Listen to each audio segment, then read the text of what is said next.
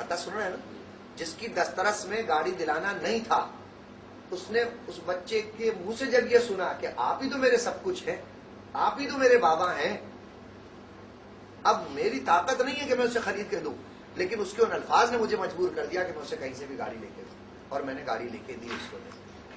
मैंने एक साथी, उन्होंने टेलीफोन किया, शोरूम है उनका कबीर बलूचिस्तान वाले, उनसे कहा, उन्होंने कहा जी बिल्कुल आप जब कहें। मैंने कहा पैसे नहीं है अभी। बोला मैं कल आके ले जाता हूँ गाड़ी।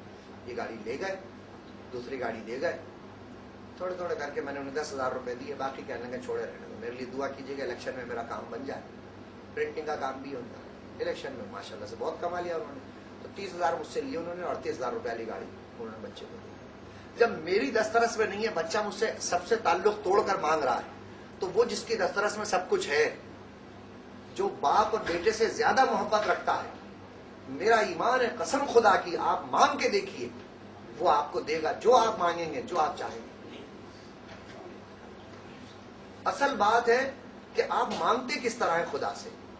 आपको यकीन ही नहीं है कि आपकी दुआ पूरी होगी या नहीं होगी। जब आपका यकीन डेवलप होगा ना, जब यकीन तरक्की करेगा और आप इस कैफियत में मांगोगे कि वो मेरा रब है और मैं उसका बंदा हूं, तो आपको मिलेगा।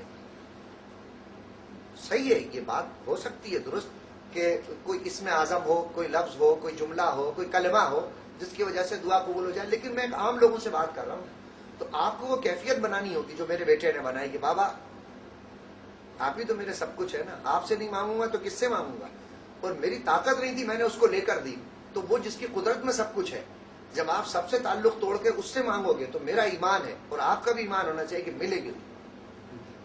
जो दुआ है ना, अच्छा दुआ के लिए अब बर्निंग डिजायर फॉर समथिंग, एक भड़कती हुई ख्वाहिश, दिल की गहराइयों से दुआ निकले,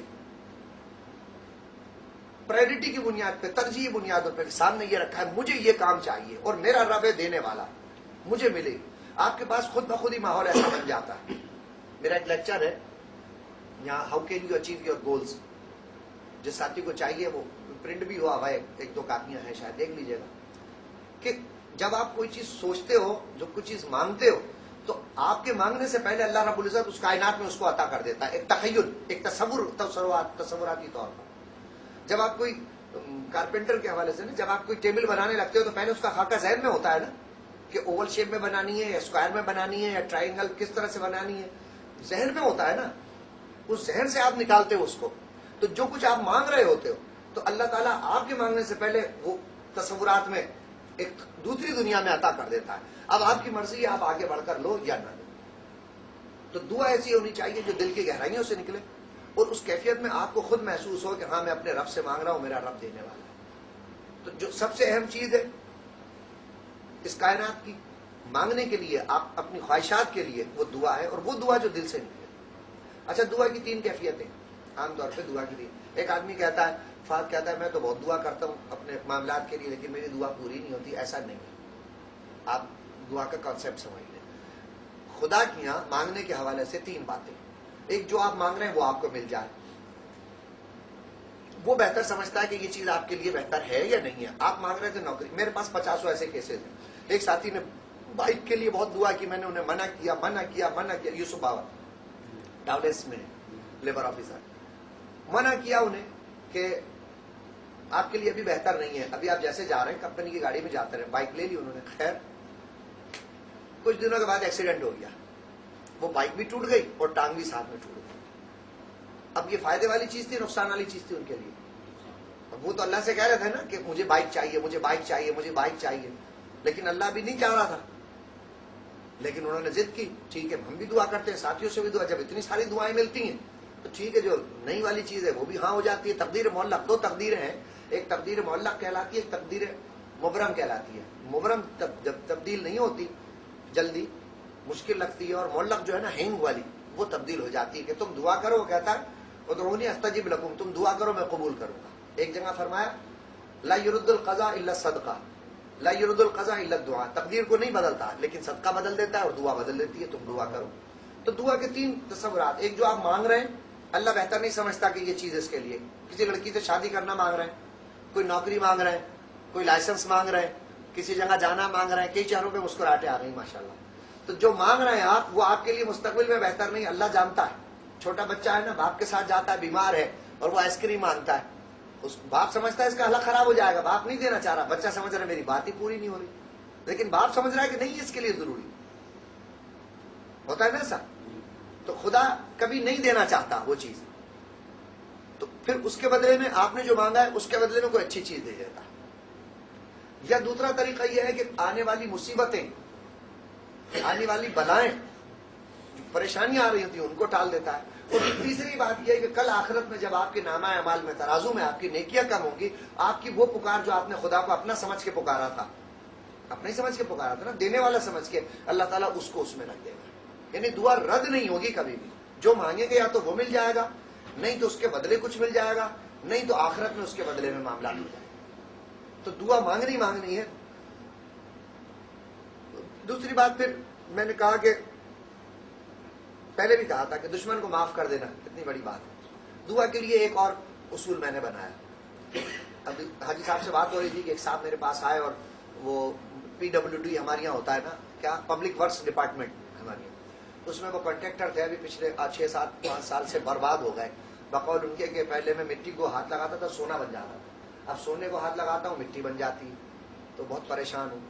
کئی لوگوں کے پاس گئے، ورد وظائف بتائے، کوئی کسی نے دعا بتائی، کسی نے نمازیں بتائی، سبھی کرتے رہے. میرے پاس آئے تو میں نے دیکھا سب کچھ تو انہوں نے کر لیا. اب ان سے کہا کہ آپ جب بھی دعا کیا کریں نا، دعا کرتے کہنے لگے ہاں جی ہر نماز کی بات کرتا ہوں اپنے طور پہ. نماز کا ایک تو طریقہ بتایا جیسے بھی آپ کو بتایا نا، کہ جب تک اس کا ترجمہ معلوم نہیں ہو، آپ کو پتہ ہی نہیں آپ کیا کر رہے ہو تو پھر بیکار ہے جانا.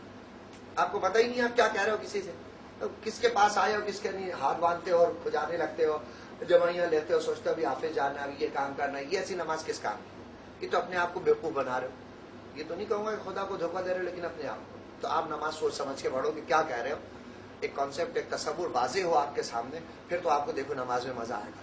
اللہ کے یہاں ایک بات اور یاد رکھنا، اللہ کے یہاں کوالٹی کی بات ہے، کوانٹٹی کی بات نہیں ہے. 17 رکعتیں اگر آپ دل جمعی سے کیا بے دلی سے پڑھ رہے ہیں تو 7 رکعتیں اس کو چاہیے، 9 رکعتیں چاہیے 17 کے بدلے. وہ جو فل کنسنٹریشن کر کے ہونا، بھرپور توجہ کے ساتھ ہو. اس کے یہاں کوالٹی چاہیے اعمال میں، کوانٹٹی نہیں چاہیے. بہت سارے نہیں ہو، ہزاروں رکعتیں نہیں ہو، 2 رکعتیں جو توجہ سے پڑھی جائیں وہ اس کو پسندیدہ ہے اور آپ کے اندر بھی تبدیلی پیدا کرتی ہے. تو نماز کی بات ہو رہی تھی، بات دشمن کو معاف کرنے کی اور وہ دعا کی بات ہو رہی تھی. تو میں نے ان ساتھی سے کہا سب تو آپ کرتے ہو، اب ایسا کرو گے جب دعا کیا کرو ہاتھ اٹھا کے اپنے دشمنوں کو یاد کرو. شبیر نے مجھے تکلیف پہنچائی تھی، اس کے چکر میں ہوں گے، مجھے موقع ملا میں شبیر کو نہیں چھوڑوں.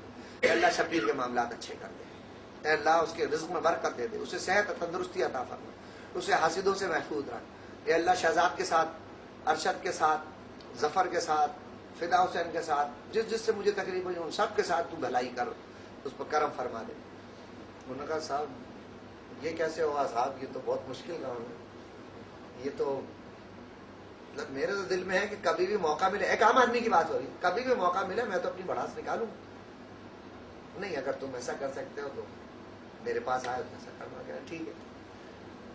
ہفتہ 15 روز کے بعد آ کے کیا کرنا ہے، ابھی تک تو رسمی چل رہی ہے، بس منہ سے کہتا ہوں دل سے نہیں ہو پاتا کہ اتنی تکلیفیں اس نے پہنچائی ہیں کہ میں دل سے اس کے لیے بھلائی کی بات کروں. میں نے کہا نہیں جب دل سے ہو پھر آئیے گا. 1 ماہ کے بعد آئے، بہت خوشی ایک مٹھائی کا ڈبہ بھی لائے.